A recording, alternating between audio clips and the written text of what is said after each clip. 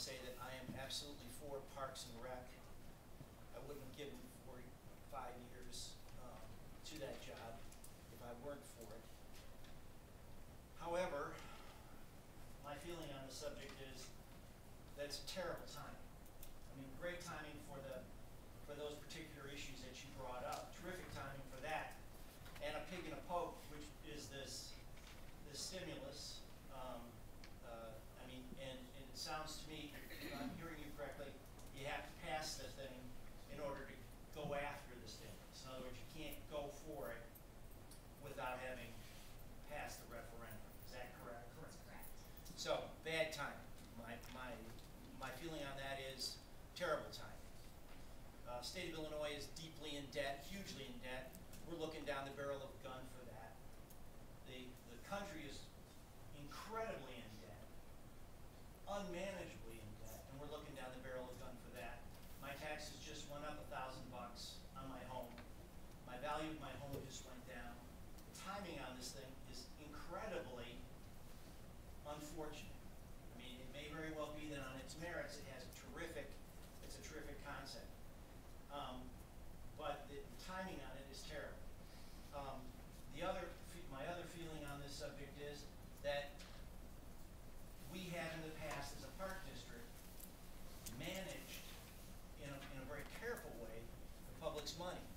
The addition to, on Dave's tenure, the addition to the Haste Gym was a $300,000, $330,000 project.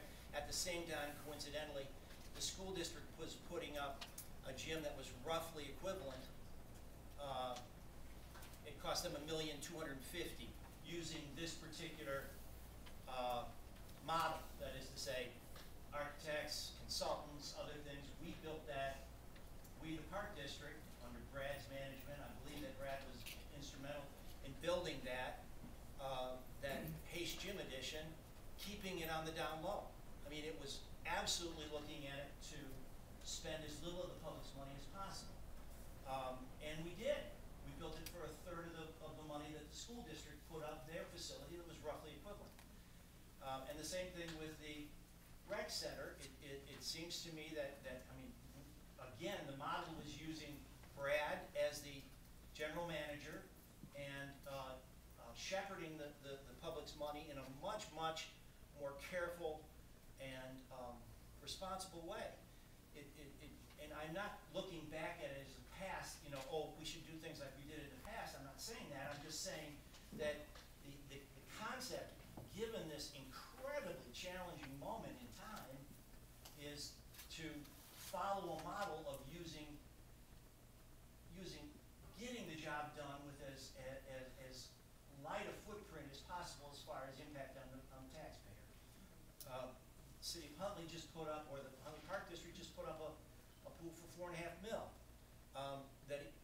Obviously Huntley's a growing community. It's a hugely vibrant community, and they put it up for $4.5 million.